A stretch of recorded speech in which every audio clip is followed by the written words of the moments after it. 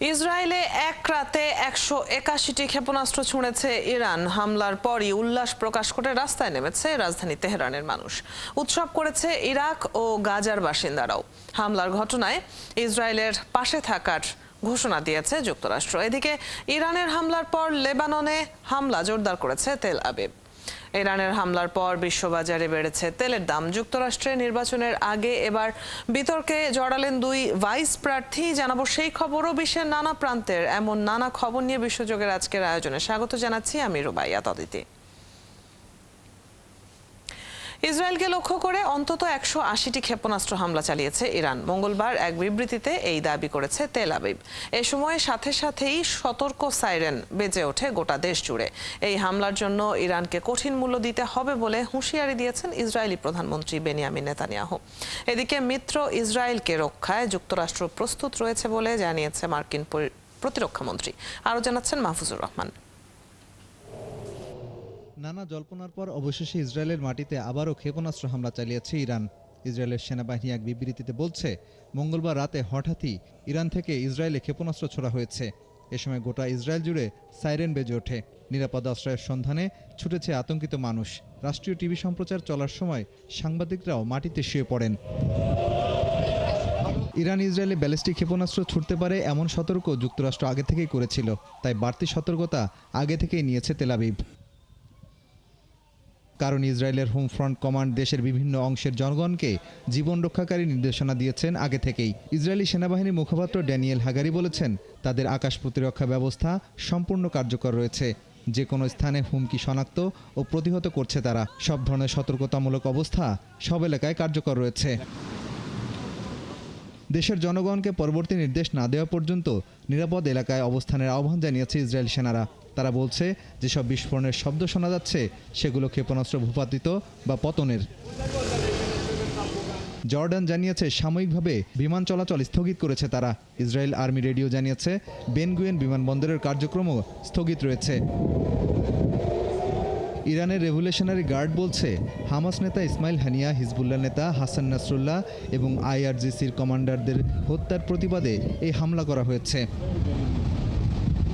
আর মার্কিন president Joe Biden বলেছেন, ইরানি ক্ষেপণাস্ত্র হামলা থেকে ইসরায়েলকে রক্ষায় সহায়তা করতে এবং ওই অঞ্চলে মোতায়েন মার্কিন সেনাদের সুরক্ষিত রাখতে যুক্তরাষ্ট্র প্রস্তুত।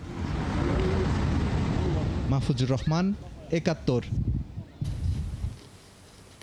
মঙ্গলবার রাতে ইসরায়েলে ইরানের লাগাতার ক্ষেপণাস্ত্র হামলার পর আনন্দ উল্লাসে ফেটে পড়েন ইরানের সাধারণ মানুষজন।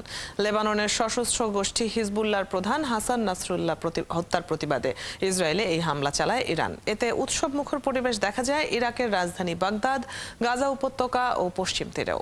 তবে সংঘাত আরও ছড়িয়ে পড়ায় আতঙ্কিত লেবানিজরা। আরও জানাচ্ছেন সৃষ্টি ঘটক। ইরানের আকাশ থেকে ইসরায়েলি ভূখণ্ডে একের পর এক ক্ষেপণাস্ত্র নিক্ষেপের খবরে মঙ্গলবার রাতে তেহরানের রাস্তায় নেমে আসেন হাজারো মানুষ। ব্রিটিশ দূতাবাসের সামনে অবস্থান নিয়ে ইরান এবং হিজবুল্লাহর পতাকা হাতে আনন্দ উল্লাস করেন তারা। লেবাননে ইসরায়েলি বিমান হামলায় নিহত হিজবুল্লাহ নেতা হাসান নাসরুল্লাহর ছবিও ছিল অনেকের হাতে। আমরা প্রতিশোধ নিতে পেরেছি যেন অনেক ভালো লাগছে। এটা আমাদের আরো অনেক আগেই করা উচিত ছিল। এখন মূল খলনায়ক হচ্ছে নেতানিয়াহু। তাকে লক্ষ্য করে হামলা চালানো উচিত এবং হত্যা করা উচিত। তাহলেই এই আঞ্চলিক পর্যায়ে শান্তি ফিরে আসবে। আমি অনেক খুশি। দীর্ঘদিন ধরে ইরানের পক্ষ থেকে ইসরায়েলে একটা কড়া জবাবের অপেক্ষায় ছিলাম। এখন ইসরায়েল যদি পাল্টা হামলা চালায় তাতে আমরা ভয় পাই না। ন্যায়ের জন্য শহীদ হতে আমরা সবসময় প্রস্তুত। মঙ্গলবার ইরান যে হামলা চালিয়েছে তার অন্যতম লক্ষ্য ছিল ইসরায়েলের নেভাতিম বিমান ঘাঁটি। যুক্তরাষ্ট্রের সংবাদ মাধ্যম CNN হামলার ভিডিও বিশ্লেষণ করে জানিয়েছে, ইরানের ছোড়া মিসাইলগুলো একের পর এক ঘাঁটিতে আঘাত হানতে দেখা গেছে। ইরাকের রাজধানী বাগদাদ ও দক্ষিণাঞ্চলীয় শহর বাসরাতে দেখা যায় একই রকম উৎসব মুখর পরিবেশ। বাগদাদের লিবারেশন স্কোয়ারের ফ্রিডম মনুমেন্টের কাছে বহু মানুষ জড়ো হন ফিলিস্তিন ও হিজবুল্লাহর পতাকা হাতে। এছাড়া বাসরা শহরে পপুলার মোবিলাইজেশন ফোর্সেসের সদস্যরা নিজেদের অস্ত্র হাতে নিয়ে আঞ্চলিক রীতিতে নাচ গান করে এ হামলা উদযাপন করেন। নিজেদের আকাশের ওপর দিয়ে ইরানি মিসাইল ইসরায়েলের দিকে ছুটে যাওয়ার দৃশ্য প্রত্যক্ষ করেছেন গাজা ও পশ্চিম তীরের ফিলিস্তিনিরা। জেরুজালেমবাসী শুনেছেন সেসব বিস্ফোরণের শব্দ। এরপর থেকেই বহুদিন পর আনন্দের হাওয়া বইছে এসব অঞ্চলে। এদিকে ইরানের এই হামলার পর থেকে উদ্বেগ বেড়েছে লেবাননবাসীর। তারা বলছে 200 ক্ষেপণাস্ত্র হামলার জবাবে ব্যাপক তাণ্ডব চালাতে পারে ইসরায়েল। সৃষ্টি ঘটক, ৭১। ইসরায়েল ও ইরানের উত্তেজনার মধ্যে প্রতিবেশী জর্ডান জানিয়েছে তারা কারো যুদ্ধক্ষেত্র হিসেবে ব্যবহৃত হবে না। ইসরায়েলকে লক্ষ্য করে চালানো ইরানের ক্ষেপণাস্ত্রের কিছু অংশ জর্ডানের রাজধানী আম্মান সহ দেশের বিভিন্ন স্থানে পড়েছে বলে জানিয়েছে দেশটির স্বরাষ্ট্র মন্ত্রণালয়। দেশটির একজন মন্ত্রী মোহাম্মদ আল আমেনি আল মালাকা টিভি চ্যানেলকে বলেছেন, জর্ডানের অবস্থান সবসময় নিরপেক্ষ থাকবে। যে কোনো যুদ্ধ থেকে জর্ডান এবং এর জনগণকে রক্ষা করা সরকারের প্রথম দায়িত্ব বলে জানান তিনি। ক্ষেপণাস্ত্র এবং ধ্বংসাবশেষ পড়ে 3 জন সামান্য আহত হয়েছেন বলেও জানিয়েছেন আল মোমেনি। এদিকে ইসরায়েলে ইরানের হামলার ঘটনায় জর্ডানের সামরিক বাহিনী দেশের জনগণকে বাড়িতে থাকতে এবং তার সব বাহিনীকে প্রস্তুত থাকতে বলেছে।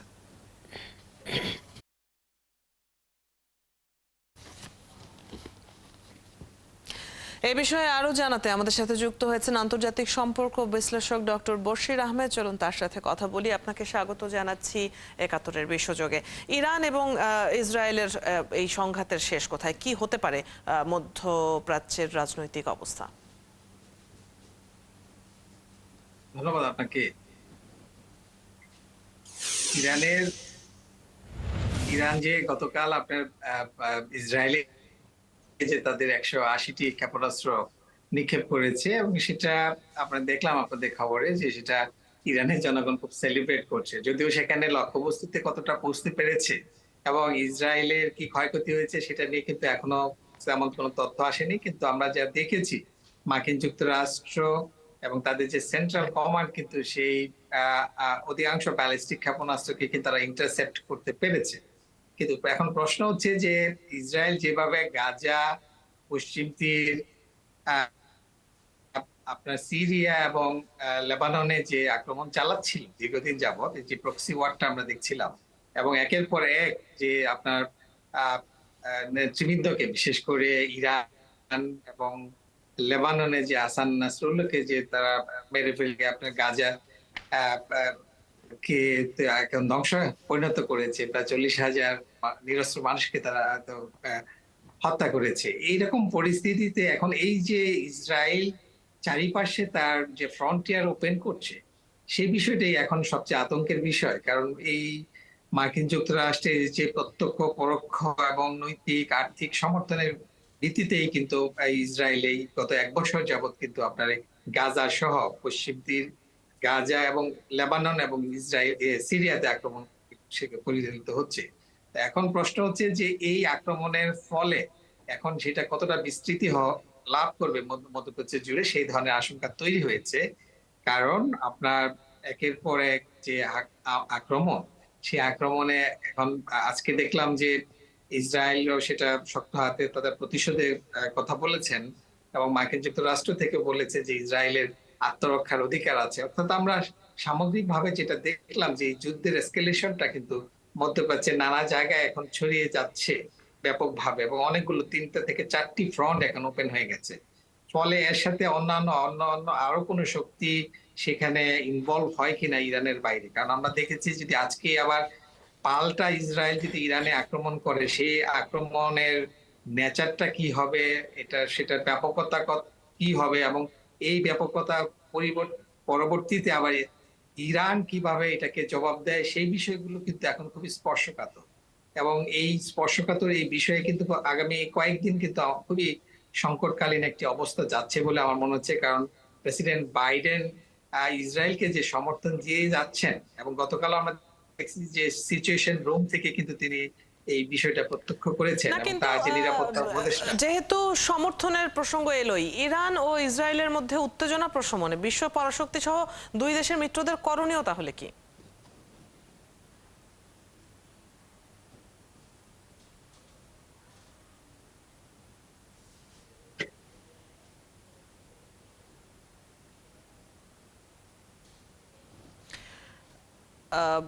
বশির আহমেদ শুনছেন আমাকে আশা করি? জি জি জি শুনছি। জি জি, আমার প্রশ্নটা ছিল যে ইরান ও ইসরায়েলের মধ্যে এখন যে চলমান উত্তেজনা সেটি প্রশমনে বিশ্ব পরাশক্তি সহ দুই দেশের মিত্রদের করণীয় কি? আপনি জানেন যে আজকে সেখানে জাতিসংঘের নিরাপত্তা পরিষদের একটি মিটিং আহ্বান করা হয়েছে এবং সেই মিটিং থেকে হয়তো একটা রেজলিউশন আসবে, কিন্তু আপনি লক্ষ্য করবেন গত 1 বছরে কিন্তু আপনি ইসরায়েল কোনো এই জাতিসংঘের কোনো নিরাপত্তা পরিষদের রেজলিউশনকে তারা অগ্রাহ্য করেছে, আন্তর্জাতিক মানবাধিকারকে অগ্রাহ্য করেছে, গণহত্যাকে অগ্রাহ্য করেছে, যুদ্ধের নিয়ম নীতি সবকিছু কিন্তু অগ্রাহ্য করেছে। ফলে এই জাতিসংঘের এই নিরাপত্তা পরিষদের যে উদ্যোগ সেটা আসলে কতটা ফলপ্রসূ হবে সেটা আসলে বোঝা যাচ্ছে না। এখানে মেইন অ্যাক্টর হচ্ছে মার্কিন যুক্তরাষ্ট্র এবং ইসরায়েল। মার্কিন যুক্তরাষ্ট্র আসলে বিষয়টাকে কিভাবে দেখছে এবং মার্কিন যুক্তরাষ্ট্র এই যুদ্ধের এসকেলেশনটা কতটুকু প্রসারিত হোক সেটা চাচ্ছে, তার উপর অনেক কিছু নির্ভর করছে। অর্থাৎ ইসরায়েল এবং মার্কিন যুক্তরাষ্ট্র একটি একটি প্রত্যক্ষ অক্ষ, এক শক্তি বা অ্যাক্টর আমরা বলবো। এর বাইরে আছে ইরান এবং তার যে অ্যালাইজ আছে, কিন্তু এর বাইরে মধ্যপ্রাচ্যের যে অন্যান্য আরব দেশগুলো তারা কিন্তু এই যুদ্ধে এখন পর্যন্ত আমরা তখন দেখি না গত 1 বছরের প্রত্যক্ষভাবে কোন রকম ভূমিকা গ্রহণ করতে। ফলে আমার কাছে যেটা মনে হচ্ছে যে মার্কিন যুক্তরাষ্ট্রের ভূমিকাটাই সবচেয়ে বড়, যদিও তারা এটাকে বলছে যে লেবাননে আপনি জানেন গত পরশু থেকে সেখানে স্থল হামলা শুরু হয়েছে। তো এখন এই স্থল হামলার আবার অধিকার এবং সমর্থন দিয়েছে মার্কিন যুক্তরাষ্ট্র। ফলে আমার কাছে এখন যেটা মনে হচ্ছে মার্কিন যুক্তরাষ্ট্র আসলে এই মধ্যপ্রাচ্যের এই সেনসিটিভ ইস্যুটাকে কিভাবে দেখতে চায় তার উপরই নির্ভর করছে যে এই যুদ্ধের ভয়াবহতা বা এর বিস্তৃতি বা কতটা ব্যাপ্তি কতখানি হবে। আমরা তো বিশ্ব জুড়েই আসলে যুদ্ধকালীন একটা পরিস্থিতি দেখতে পাচ্ছি, বিরাজ করছে অনেক জায়গাতে। আপনাকে অনেক ধন্যবাদ আজকে আমাদের সাথে যুক্ত হয়ে এই বিষয়ে আলোচনা করবার জন্য। দর্শক, আমাদের সাথে এতক্ষণ আন্তর্জাতিক সম্পর্ক বিশ্লেষক বশির আহমেদ যুক্ত ছিলেন। আমরা কথা বলছিলাম তার সাথে ইসরায়েলের উপর ইরানের হামলা এবং এর সাথে সংশ্লিষ্ট আরো নানান বিষয়ে। ইসরায়েলি সামরিক ব্যারাকে বুধবার রকেট হামলা সহ কয়েক দফা হামলার দাবি করেছে লেবাননের সশস্ত্র গোষ্ঠী হিজবুল্লাহ বলছে তারা যত ক্ষেপণাস্ত্র হামলা চালিয়েছে এর বেশ কয়েকটি সরাসরি ও নির্ভুলভাবে লক্ষ্যে আঘাত এনেছে। এই হামলা চালানোর কিছুক্ষণ আগেই লেবাননের আদাইসে শহর থেকে ইসরায়েলি সেনাদের পিছু হটিয়ে দেওয়ার কথা জানায় হিজবুল্লাহ। এদিকে ইরান মঙ্গলবার ইসরায়েলে ক্ষেপণাস্ত্র হামলা চালানোর পরপরই লেবাননে জোরালো হামলা চালায় ইসরায়েল। এতে বেশ কয়েকজন হতাহত হয়েছে। এছাড়া একদিনের হামলায় লেবাননে নিহত হন 55 জন, আহত হয়েছেন 156 জন। লেবাননের স্বাস্থ্য মন্ত্রণালয় জানান 2 সপ্তাহ ধরে চলা মুহুর্মুহু হামলায় লেবাননে 1000-এর বেশি মানুষ নিহত হয়েছেন। এ সময় বাস্তুচ্যুত হয়েছেন বলে দেশটির 10 লাখের বেশি মানুষ বাস্তুচ্যুত হয়েছে বলে জানা যায়।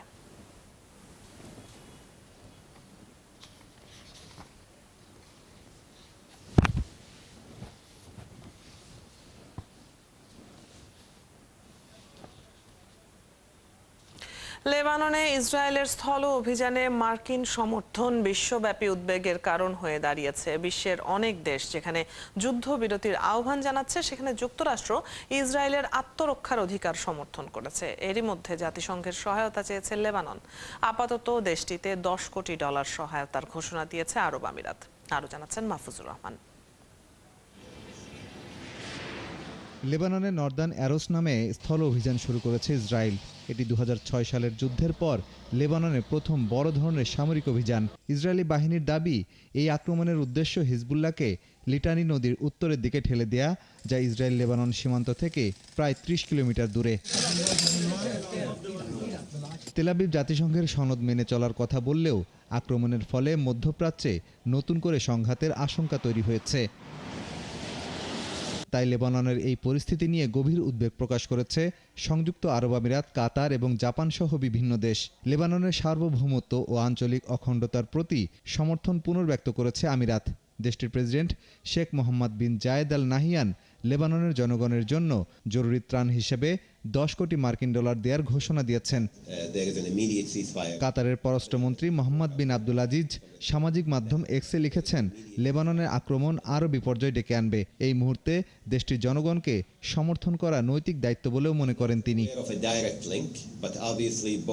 বৈরুতে ইসরায়েলি আক্রমণ নিয়ে গভীর উদ্বেগ প্রকাশ করেছে জাপানও। একই সাথে অবিলম্বে সংঘাতের সমাপ্তির আহ্বান জানিয়েছে দেশটি। জাপান সরকার লেবাননে তাদের নাগরিকদের নিরাপত্তা নিশ্চিতের জন্য পদক্ষেপ নিয়েছে। লেবাননের তত্ত্বাবধায়ক প্রধানমন্ত্রী নাজিব মিকাতি বলেছেন, তার দেশ ইতিহাসের সবচেয়ে বিপজ্জনক সময় পার করছে। এরই মধ্যে দেশটিতে প্রায় 10 লাখ মানুষ বাস্তুচ্যুত হয়েছে। এই পরিস্থিতি মোকাবেলায় জাতিসংঘের সহায়তা চেয়েছেন লেবানিজ নেতারা। এরই মধ্যে জাতিসংঘ লেবাননের জন্য 42 কোটি 60 লাখ মার্কিন ডলার জরুরি সহায়তার তহবিল ঘোষণা করেছে। তবে সংস্থাটির মানবিক সমন্বয়কারী ইমরান রিজা বলেছেন, যুদ্ধ বন্ধ না হলে কোনো পরিমাণ সহায়তায় যথেষ্ট হবে না। মাহফুজুর রহমান, ৭১।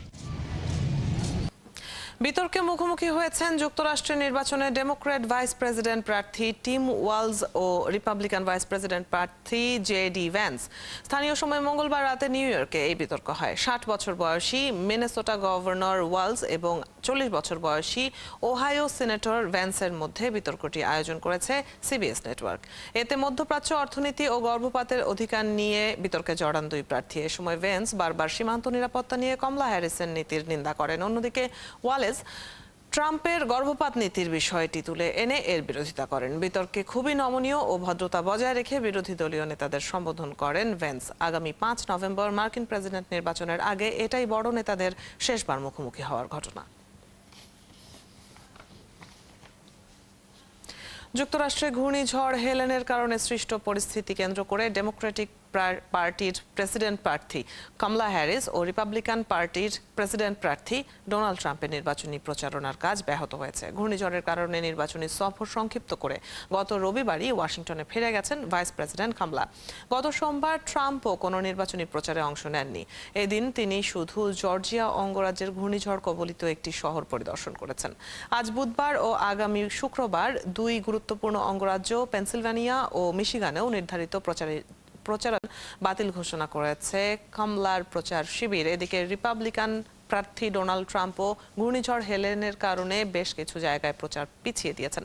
তবে সোমবার জর্জিয়ার ভালডোস্টা শহর সফর করেছেন। ঘূর্ণিঝড় কবলিতদের সহযোগিতায় এগিয়ে আসা ব্যক্তি এবং স্থানীয় নেতাদের ধন্যবাদ জানিয়েছেন তিনি। জ্বালানি তেলের দাম বেড়েছে। একদিনে ব্যারেল প্রতি 1% বেড়ে $74.4 উঠেছে। ইসরায়েলে ইরানের ক্ষেপণাস্ত্র হামলার প্রভাবে দাম বেড়েছে। জ্বালানি তেলের দুপক্ষের সংঘর্ষে মধ্যপ্রাচ্যে সর্বাত্মক যুদ্ধ বাধার আশঙ্কায় আরও তীব্র হয়েছে। এই শঙ্কা সত্যি হলে আন্তর্জাতিক তেল বাণিজ্য সরবরাহে ব্যাঘাত ঘটতে পারে। আন্তর্জাতিকভাবে অপরিশোধিত তেলের দাম একদিনে ব্যারেল প্রতি 1% বেড়ে $74.4 ঠেকেছে। মঙ্গলবার লেনদেনের সময় এই দাম 1 লাফে 5% বেশি বৃদ্ধি পেয়েছে। ইউএস এনার্জি ইনফরমেশন অ্যাডমিনিস্ট্রেশনের তথ্য মতে ইরান বিশ্বের 7ম বৃহত্তম ও তেল উৎপাদনকারী দেশগুলোর সংস্থা ওপেকের 3য় বৃহত্তম সদস্য রাষ্ট্র। এই অঞ্চলে কোনো সামরিক অস্থিরতা হরমুজ প্রণালী দিয়ে বাণিজ্যিক জাহাজ চলাচল ক্ষতিগ্রস্ত করবে বলে আশঙ্কা ব্যবসায়ীদের। বৈশ্বিক তেল বাণিজ্যের প্রায় 20% কুয়েত ও ওমানের মাঝে অবস্থিত এই নৌপথ দিয়ে পরিচালিত হয়। সৌদি আরব, সংযুক্ত আরব আমিরাত, কুয়েত ও ইরাক সহ অন্যান্য ওপেক সদস্যরাও এই প্রণালী দিয়েই তাদের অধিকাংশ বাণিজ্য সম্পন্ন করে।